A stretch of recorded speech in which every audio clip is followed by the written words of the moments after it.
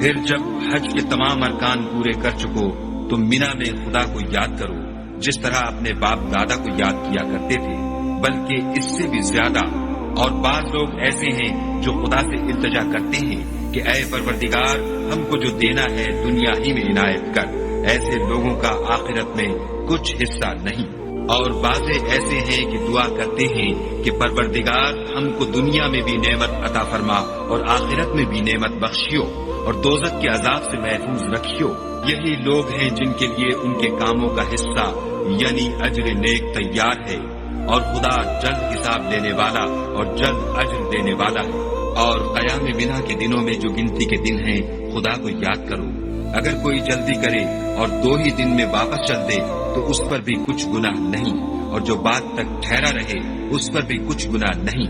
یہ باتیں اس شخص کے لیے ہیں جو خدا سے ڈرے، اور تم لوگ خدا سے ڈرتے رہو، اور جان رکھو کہ تم سب اس کے پاس جمع کیے جاؤ گے۔ اور کوئی شخص تو ایسا ہے جس کی گفتگو دنیا کی زندگی میں تم کو دلکش معلوم ہوتی ہے، اور وہ اپنے معافی الضمیر پر خدا کو گواہ بناتا ہے، حالانکہ وہ سخت جھگڑالو ہے، اور جب پیٹھ پھیر کر چلا جاتا ہے تو زمین میں دوڑتا پھرتا ہے تاکہ اس میں فتنہ انگیزی کرے اور کھیتی کو برباد اور انسانوں اور حیوانوں کی نسل کو نابود کر دے، اور خدا فتنہ انگیزی کو پسند نہیں کرتا۔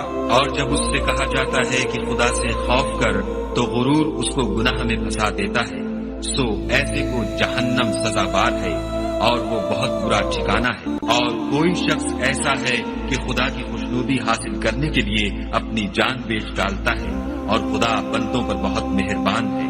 مومنو، اسلام میں پورے داخل ہو جاؤ اور شیطان کے پیچھے نہ چلو، وہ تو تمہارا صریح دشمن ہے۔ پھر اگر تم احکام روشن پہنچ جانے کے بعد لڑکھڑا جاؤ تو جان رکھو کہ خدا غالب اور حکمت والا ہے۔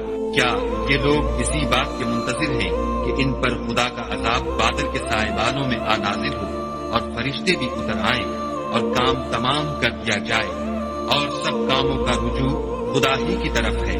اے محمد صلی اللہ علیہ وآلہ وسلم، بنی اسرائیل سے پوچھو کہ ہم نے ان کو کتنی کھلی نشانیاں دیں، اور جو شخص خدا کی نعمت کو اپنے پاس آنے کے بعد بدل دے تو خدا سخت عذاب کرنے والا ہے۔